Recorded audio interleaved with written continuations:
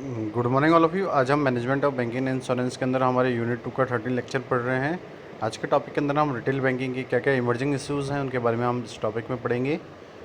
तो अगर आप देखें तो यहाँ पे जो हमारे टॉपिक का पहला जो पॉइंट है वो है रूरल मार्केट पेनिट्रेशन। अगर हम देखें बैंकिंग इंडिया के अंदर तो हम देख सकते हैं कि हम वहाँ पे बहुत फेयरली मैच्योर हैं। किसके टर्म में? सप्लाई के टर्म में, प्रोडक्ट रेंज के टर्म में, जो कि रिच होता है। अगर हम रिच करें तो वो रूरल एरिया के अंदर है।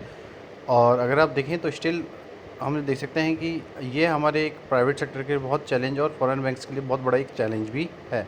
अगर हम टर्म्स देखें हमारी quality of assets and capital adequacy को, तो इंडियन बैंक्स के अंदर हम कंसीडर कर रहे हैं कि हम उन चीज़ों को क्लीन करें, स्ट्रॉन्ग करें, ट्रांसमिट करें अपनी बैलेंस शीट को किसके रिलेटिव में? हमारे अदर बैंक्स के रिलेटिव में, जिसमें हम कंपेयर कर सकते हैं हम अपने इकोनॉमीज़ को उस रीजन के अंदर। अगर कॉन्स्टिक्वेंटली अगर हम देखें तो कुछ एग्जांपल्स हम देख सकते हैं कि इनऑर्गेनिक ग्रोथ है जो स्ट्रेटजी है जिसको अडॉप्ट किया जा रहा है कुछ नेशनलाइज और प्राइवेट सेक्टर बैंक से, जो कि फेस कर रही हैं अपकमिंग चैलेंजेस को इंडिया के अंदर किसी भी बैंकिंग इंडस्ट्री के अंदर। तो अगर हम देखें तो रिसेंटली अगर हम एग्जांपल देखें तो आईसीआईसीआई बैंक लिमिटेड को मर्ज किया था जब बैंक ऑफ राजस्थान लिमिटेड से में। तो इस ऑर्डर में हमने देखा था कि जो हमारा रूरल मार्केट था वो रिच हुआ, इंक्रीज हुआ, और जो मार्केट शेयर है वो भी बढ़े। उसके बाद अगर हम देखें तो जो एसबीआई है वो लार्जेस्ट पब्लिक सेक्टर बैंक है इंडिया के अंदर। तो अगर हम उसके स्ट्रेटजी को देखें जो कि अडॉप्ट की जा रही है, तो वो एक रिटेन है किसी भी पोजीशन के अंदर। जो प्रोसेस है यहाँ पे हम जिन भी एसोसिएट्स को एक्वायर कर रहे हैं, तो रिसेंटली अगर हम देखें तो एसबीआई को भी मर्ज किया गया है स्टेट बैंक ऑफ इंदौर में इन 2010 के अंदर। उसके बाद हम बात करते हैं हमारा नेक्स्ट पॉइंट की, that is the management of risk. कि अगर हम ग्रोइंग कंपटीशन को देखें जो कि इंक्रीज़ हो रहा है, कम्पिटिवनेस को जो कि अमॉन्ग्स बैंक के बीचों में हो रही है। तो अगर हम एग्जिस्टिंग ग्लोबल बैंकिंग सिनेरियो को देखें तो सीरियसली अगर हम देखें तो क्या क्या थ्रेड्स हमें अपने इंडियन बैंकिंग इंडस्ट्री के अंदर मिले हैं। तो अगर हम स्टडी करें उन मर्जर एंड एक्विजिशन को जिसके एक्टिविटी में अगर हम अपने फाइनेंशियल फर्म्स को देखें, तो जो ऑथर है वो फोकस कर रहा है उन बैंक सुपरवाइजर्स को जिसके कॉन्स्ट्रक्ट में हम एक सक्सेस मर्जर्स को देख रहे हैं, रिस्क मैनेजमेंट को देख रहे हैं, फाइनेंशियल सिस्टम स्टेबिलिटी को देख रहे हैं और मार्केट लिक्विडिटी को देख रहे हैं। अगर हम इस स्टडी को कंक्लूड करें तो जितने भी हमारे लार्ज इंस्टीट्यूशन है वो एबल हैं कि वो अपने superior level of risk management को मेंटेन करें। अगर हम देखें तो सेनाराम और जयदेव ने यूज़ किया था एक सिलेक्टेड अकाउंटिंग रेशियो को किसी भी रिस्क मैनेजमेंट वेरिएबल्स के अंदर, जहाँ पे हमने अटैम्प्ट किया उनको एक goes the overall risk management capability of banks में। तो वहाँ पे हमने यूज़ किया था एक मल्टी वेरिएट स्टैटिकल टेक्निक को, जो कि एक समराइज़ है किसी भी अकाउंटिंग रेशियो के अंदर। तो जो पेपर्स हैं उनको एनालाइज किया गया है, इम्पैक्ट है वो हमारे रिस्क मैनेजमेंट के स्कोर से, जो कि एक स्टॉक रिटर्न को एक रिग्रेशन एनालिसिस के थ्रू कर रहे हैं। अगर हम रिसर्चर्स को देखें जो कि इंडिया बैंक्स के अंदर फाउंड किए गए, तो जो रिस्क मैनेजमेंट कैपेबिलिटीज़ हैं उनको हमने देखा कि वो ओवर टाइम इम्प्रूव हुए हैं। जो रिटर्न्स हैं हमारे बैंक स्टॉक्स के वो अपीयर हो रहे हैं एक सेंसिटिव रिस्क मैनेजमेंट के अंदर, जो कि एक बैंक्स की कैपेबिलिटी के बेसिस पे किया जा रहा है। और जो स्टडी है वो सजेस्ट कर रही है कि बैंक्स को अपने शेयर होल्डर्स को इन्हांस करना चाहिए उस वेल्थ में, और फोकस करना चाहिए कि वो सक्सेसफुली उसको वेरियस रिस्क को मैनेज करें। उसके बाद अगर आप देखें तो नेक्स्ट जो पॉइंट है that is the growth of banking. अगर हम इंडियन बैंकिंग इंडस्ट्री को देख रहे हैं तो यहाँ पे जो एक्सपीरियंस हम सस्टेन कर रहे हैं किसी भी प्रोडक्टिविटी ग्रोथ को लेके, तो उसको ड्राइवन किया जा रहा है एक टेक्नोलॉजिकल प्रोसेस से। अगर हम बैंक्स के ऑनरशिप स्ट्रक्चर को देखें तो वो किसी भी तरीके के मैटर को सीम नहीं है जो कि एक कंपटीशन को इंक्रीज़ करे उसकी टीएफपी ग्रोथ के लिए। तो जो फॉरेन बैंक्स है वो पेयर इसलिए हैं, वो एक्ट कर रहे हैं क्योंकि वो एक टेक्नोलॉजिकल इनोवेटर्स हैं, एक कंपटीशन को इंक्रीज़ कर रहे हैं। तो इसके एडेड में हम देख सकते हैं कि जो कम्पिटिटिव प्रेशर है हमारे बैंकिंग मार्केट में वो देखने को मिल रहा है।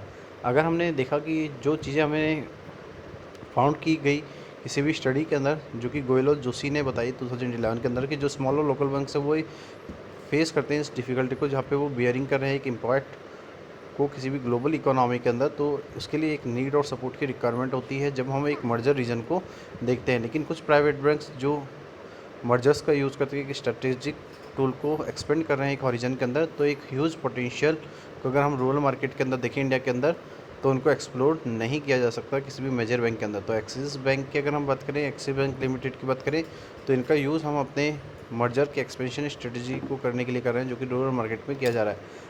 अगर हम सक्सेसफुल इस प्रेजेंस को देखें किसी भी रूरल इंडिया के अंदर, तो जो स्ट्रेंथ है हमारे एक नेटवर्क अक्रॉस जोग्राफिकल बाउंड्री की, उसमें हम अपने कस्टमर बेस को इम्प्रूव कर रहे हैं और अपने मार्केट शेयर को इम्प्रूव कर रहे हैं।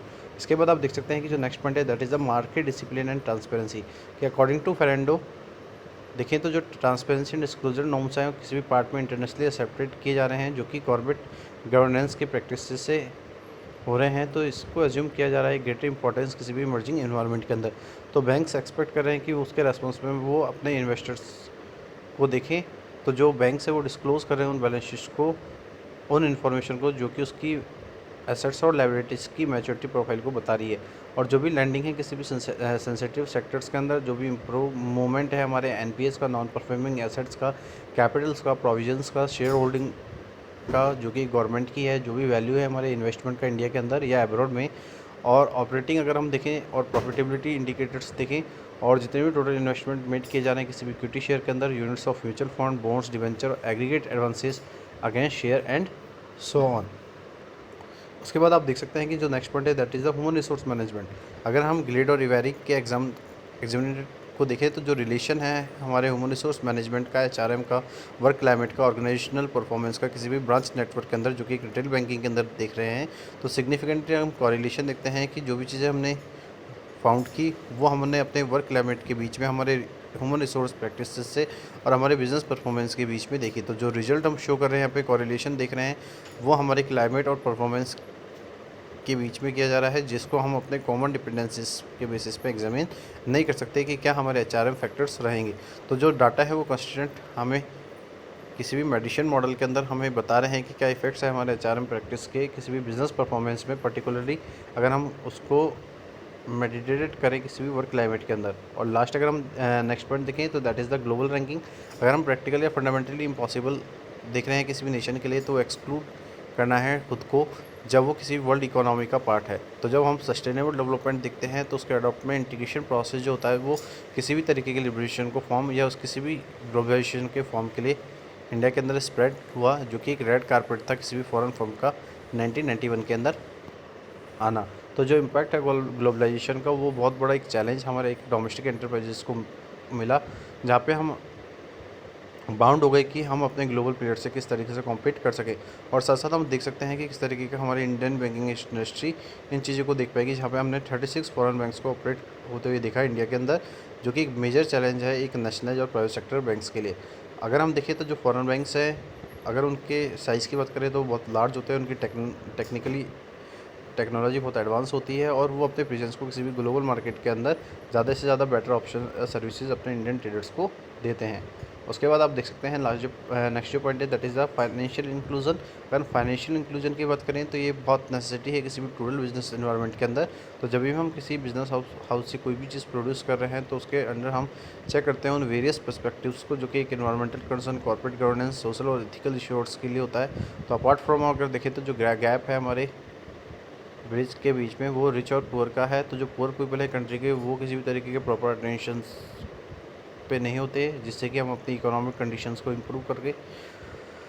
और उसके अगर आप देखें तो जो फाइनेंशियल इंक्लूजन है वो सिग्निफिकेंट है उस पॉइंट ऑफ व्यू में, जहाँ पे हम लिविंग कंडीशन देख सकते हैं हमारे पुअर पीपल्स की, फार्मर्स की, रूरल नॉन फार्मर एंटरप्राइजेस की और हमारे vulnerable ग्रुप्स की। तो अपार्ट फ्रॉम अगर देखें यहाँ तो जो फॉर्मल बैंकिंग इंस्टीट्यूशन है, अगर हम एक इंक्लूजन को देखें किसी भी बिजनेस अपॉर्चुनिटी और सोशल रिस्पॉन्सिबिलिटी के अंदर, तो जो ऑथर है वो कंक्लूड कर रहा है उस रोल को, जो कि एक सेल्फ हेल्प ग्रुप मूवमेंट और माइक्रो फाइनेंस इंस्टीट्यूशन का है, जो कि इम्प्रूव कर रहा है एक फाइनेंशियल इंक्लूजन को। साथ साथ अगर हम इस स्टडी को सजेस्ट करें तो ये रिक्वायर करिए एक new regulatory procedure, D politician of the financial system. उसके बाद अगर आप देखें तो नेक्स्ट पॉइंट है हमारा एम्प्लॉय रिटेंशन। अगर हम अपनी बैंकिंग इंडस्ट्री के ट्रांसफॉर्म को देखें तो रैपिडली अगर हम देखें तो लास्ट 10 ईयर से ही शिफ्ट हो रहे हैं, ट्रांजेक्शनल हो रहे हैं किसी भी कस्टमर सर्विस ओरिएंटेड को लेके। तो इंक्रीजली अगर हम देखें तो ये एक एग्रेसिव इन्वायरमेंट है, जहाँ पे जो कंपटीशन है हमारी टॉप प्रायोरिटी का वो रेवेन्यू पे है। तो जो लॉन्ग टाइम बैंकिंग एम्प्लॉयज़ हैं वो बिकमिंग डिसेंटेड हो रहे हैं किसी भी इंडस्ट्री के अंदर। तो और उनके रेजिडेंट को परफॉर्म अप करने के लिए हम उनकी न्यू एक्सपेक्टेशंस को भी देख रहे हैं। अगर हम रिम्यूनरेशन देखें तो जो एम्प्लॉय का मॉरल है, रिजल्ट है, वो बहुत रेवेन्यू को डिक्रीज़ कर रहा है। तो इसके कारण अगर हम देखें तो जो क्लोज टायर्स हैं हमारे स्टाफ और क्लाइंट्स के बीच में, वहाँ पे हम अपने एम्प्लॉयज़ को लॉस कर रहे हैं कम्प्लीटली, जब हम उसके किसी भी तरीके के वैल्यूबल कस्टमर रिलेशनशिप को लॉस कर रहे हैं। तो जो रिटेल बैंकिंग इंडस्ट्री वो कंसर्न कर रही है एम्प्लॉय के रिटेंशन को हर एक लेवल पे। तो जो कंपटीशन है उसको हम रिटेन कर रहे हैं कि एम्प्लॉय के इंटेंस से। तो जो टॉप लेवल एग्जीक्यूटिव्स हैं या जो एचआर डिपार्टमेंट है वो स्पेंड कर रहे हैं large amount of time, effort या मनी जैसे वो फिगर आउट कर सके उन लोगों को जो कि लीव कर चुके हैं।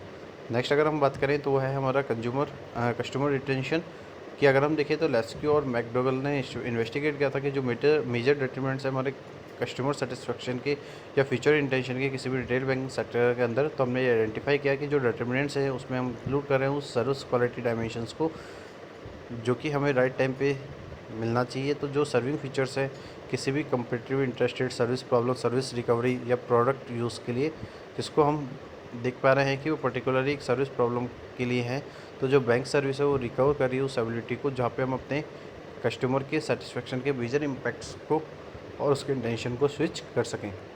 अगर लास्ट हम देखें तो वो क्या है हमारे सोशल एंड इथिकल एस्पेक्ट्स, कि अगर हम कुछ बैंक्स के अंदर देखें तो प्रोएक्टिवली हम अंडरटेक करते हैं उन रिस्पॉन्सिबिलिटीज़ को जहाँ पर हम बियर करें सोशल और इथिकल एस्पेक्ट्स को किसी भी बैंकिंग सेक्टर के अंदर। तो ये जो चैलेंज है वो कॉमर्शियल बैंक के लिए कंसीडर है कि उसके एस्पेक्ट में उनकी जो वर्किंग है वो किस तरीके की है। तो अपार्ट फ्रॉम देखें तो अगर हम अपार्ट फ्रॉम प्रॉफिट मैक्सिमाइजेशन को देखें तो कॉमर्शियल बैंक को सपोज करना होता है कि वो किसी भी ऑर्गेनाइजेशन को सपोर्ट करे और एक सोशल कंसर्न से वो उस मार्केट में स्टेबल रहे। तो आज का जो हमारा टॉपिक है वो यहाँ पे कंप्लीट होता है। आज के लिए इतना ही। Thank you so much and have a nice day.